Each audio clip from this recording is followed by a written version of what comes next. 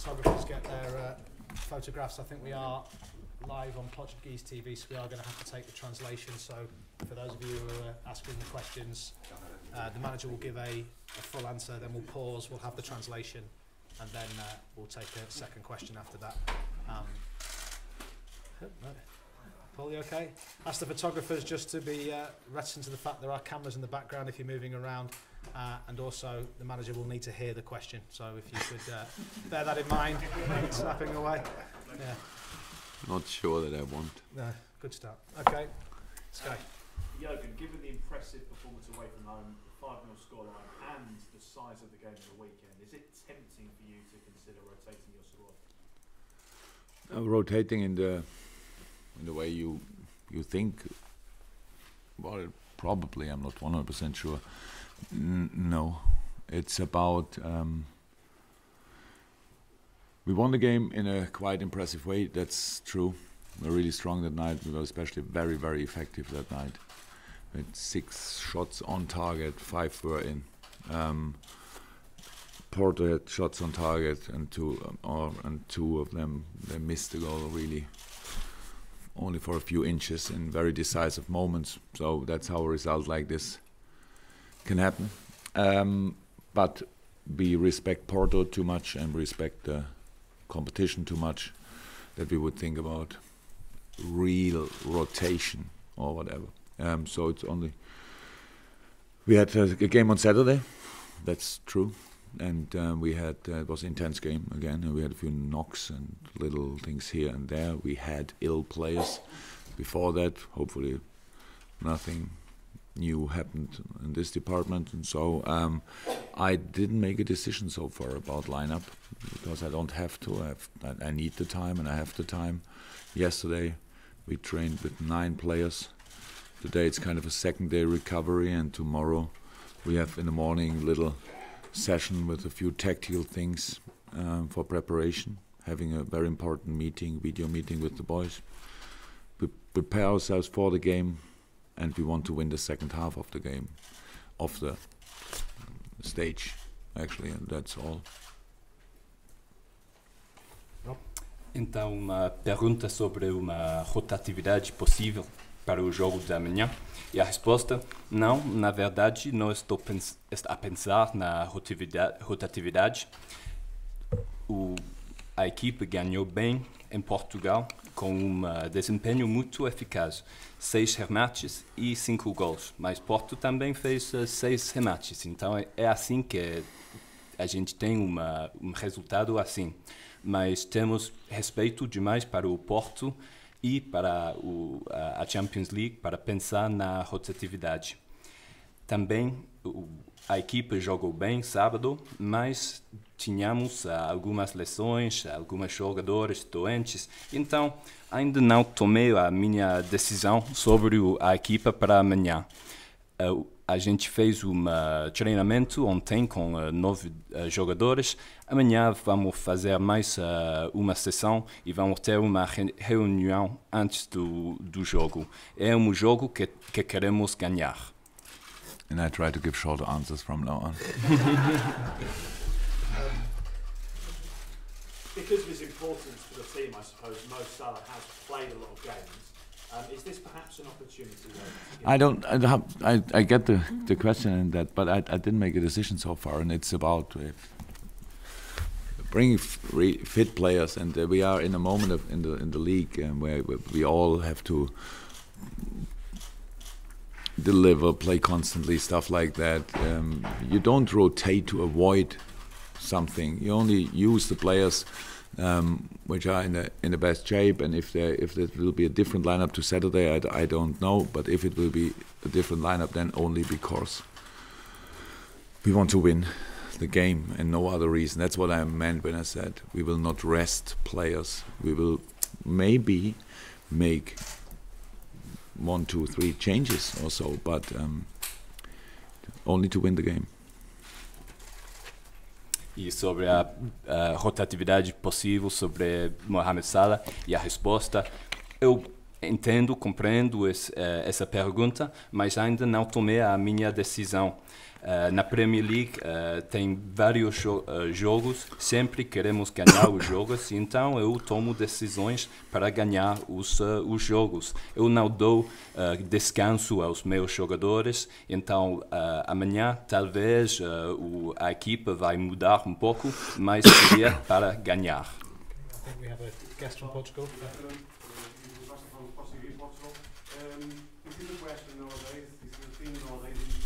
That would be the moment when you please could stop. Then I can listen. Hear the question. You can put the camera down because it's not. Yeah, thank you. Not that it only happens like a reflex. Sorry. This is a question, important question in Portuguese football nowadays. Do you believe that the difference between the big clubs in Portugal and clubs like Liverpool nowadays, and the difference between the Premier League and the Portuguese league is, or the gap between the leagues is so big as the result in the first place? No. When I spoke about the game, then actually I thought I answered that question already. We were very, very effective that night. Yes, and strong, and maybe surprisingly strong. I don't know for one or the other person in Portugal, but Porto is a fantastic football team, and Portuguese football is really strong. So it was not. It was a 5-0, and that's how it is. But we scored from each chance pretty much, and Porto didn't. So if we don't score from each chance, what is normal in a football game, let me say we scored 3 times and Porto used their 2 big chances they had, and it's a 3-2. Would have been for us still a fantastic result, of course, but it doesn't say anything about the level in the different leagues. So I'm not a specialist in that. I watch Porto a lot meanwhile, but it's not that I watched a lot of Portuguese football apart from that in the last few weeks. So you know more about that than I do. But the game we played is not a sign for the general difference between England and Portugal. It was only a football game. Rob? Yeah. It's still Uma pergunta sobre a diferença de qualidade entre os clubes portugueses e ingleses e se 5-0 foi uma representação justa disso, e a resposta é que não. Já disse que naquele jogo em Portugal jogamos um jogo muito eficaz, muito forte. Talvez fosse uma surpresa, mas sabemos que o Porto é uma equipe muito forte, o futebol português também. Naquele jogo marcamos todas as ocasiões que tivemos. Se marcamos só 3 e o Porto marca 2 vezes com as ocasiões que tiveram, então é 3-2, que é um bom resultado, mas é muito diferente. Então esse resultado não fala de uma diferença verdadeira entre os clubes ingleses e os clubes portugueses, e entre Liverpool e o Porto, mas vocês sabem isso. Okay. Any more from Sport TV? One more? Are you expecting Porto playing with their B side or with the main players? I know that Porto has a few injuries. Tellers is injured, Suarez is injured, I think, or what I heard. I'm not sure if it's true. Mariga, right, from the last game, maybe. Abubakar is back, so no, I don't expect a B team. I don't know what would be a B team, to be honest. Again, it's you. You know more about that. I expect a strong lineup. I expect that they want to show a real reaction, that they want to hurt us in a football way. That's what I expect, nothing else. Uma pergunta sobre a equipa possível de Porto, e a resposta é verdade que eles têm algumas lesões, Marega, Soares, mas eu não espero uma equipa B do Porto. Espero uma equipa forte que quer mostrar uma reação depois do jogo em Portugal. Okay, Simon, and then we'll go to the gentleman behind you. Hi, can I ask you about Jordan Henderson? I think towards the start of the season, I think even Jordan might have admitted he wasn't playing at the level that he wanted to be playing at. So with Saturday in mind just gone, how would you describe his performances now? Obviously for Jordan it's much more important what you say, what you think about him. Not that it would be important for Jordan, but he knows what I think about him. So, and Gareth Southgate is thinking about him. So that's actually 100% clear. Can Jordan improve? Yes, of course. He's young enough to do that, to do so, and in a lot of parts of the game. But is he a very strong player? Yes, 100% as well. So that's why he is playing for us. That's why he is our skipper. And last game for sure was a outstandingly good game from him. To be honest, it was really in a lot of parts. A really good performance, controlled the game, switched the side, his passing range was brilliant, did the things in the right moment, was very aggressive and very, very good in defending. Not even when he was not aggressive, when he was patient, he won the challenges and stuff like that. Well, helped us a lot. So he's a really good player, and if anybody saw that, I'm happy for him, because obviously he was not second in doubt, in my opinion. But if it's for other people, and that how I said, that he can improve for sure. And but how I said, he has the most difficult job in England. He had to replace Steven Gerrard, so that's not a nice job to do, not a nice job to have. And meanwhile, hopefully people don't think about that too much anymore and see him more as a single person, as a fantastic football player, and that of course would help him. But I always thought he did really well with it, to be honest. I really thought he did well, and so now when he's fit, he's a really, really strong football player. Uma pergunta sobre Jordan Henderson. E a resposta é que Jordan sabe muito bem o que eu penso dele, e também Gareth Southgate. Estamos 100% claro que é jogador muito importante. Claro, pode melhorar, ainda é jovem, mas é jogador muito forte, e por isso que é nosso capitão. Contra o Newcastle jogou jogo espetacular, controlou bem o jogo, passou bem a bola, mostrou agressividade e paciência também. É jogador muito, muito grande, e não tenho nenhuma dúvida disso. Mas tem tido trabalho muito difícil, o que é substituir Steven Gerrard, mas agora a gente não pensa nisso. A gente considera Jordan Henderson para o jogador que ele é. E é jogador muito, muito forte, e o nosso capitão. Okay, take the last couple. Gentleman in the blue shirt. I'm not sure if he's one of our guests. Yes, sir. Vou fazer em português a pergunta. Pergunto se Klopp amanhã estivesse do outro lado, se fosse Sérgio Conceição, como é que ia preparar mentalmente a equipa depois de ter perdido 5-0 no primeiro jogo? Okay. So in Sergio Conceição's position for tomorrow's match, how would you prepare your team mentally?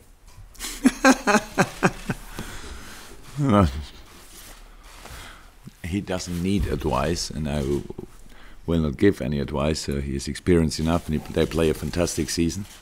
So I'm not too much. I didn't think too much about this, but if I would be in a situation, I would show a real reaction. I would want to see a real reaction from my team, and I think exactly he looked very lively on the sideline when we were there. He will be very lively tomorrow, and will push his team, and it will be a tough job for us. That's what I expect. Ele não precisa do meu conselho. Tem muita experiência, e eles também fazem uma época muito boa. Então, eu gostaria de uma reação por parte dos meus jogadores. Eu gostaria de mostrar uma reação depois do primeiro jogo, mas ele já mostrou muita paixão durante o primeiro jogo. Eu espero muito mais paixão da sua parte amanhã. I think the last question we guessed from Iceland. Who was the question for Mr. Klopp? Iceland. What do you think Iceland will do at the World Cup result?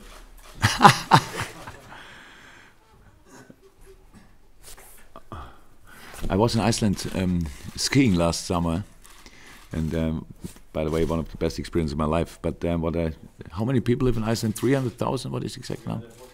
I can't believe that. That's unbelievable. So for me, it's the biggest. That's like the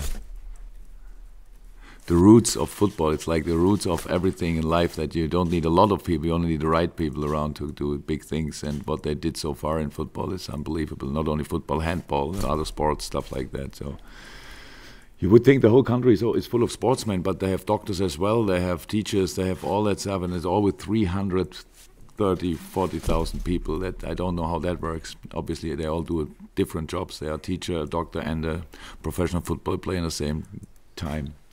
So, if Germany cannot win, if England cannot win, then from my point of view, Iceland can be world champion. That would be, by the way, the biggest sensation ever in the sports.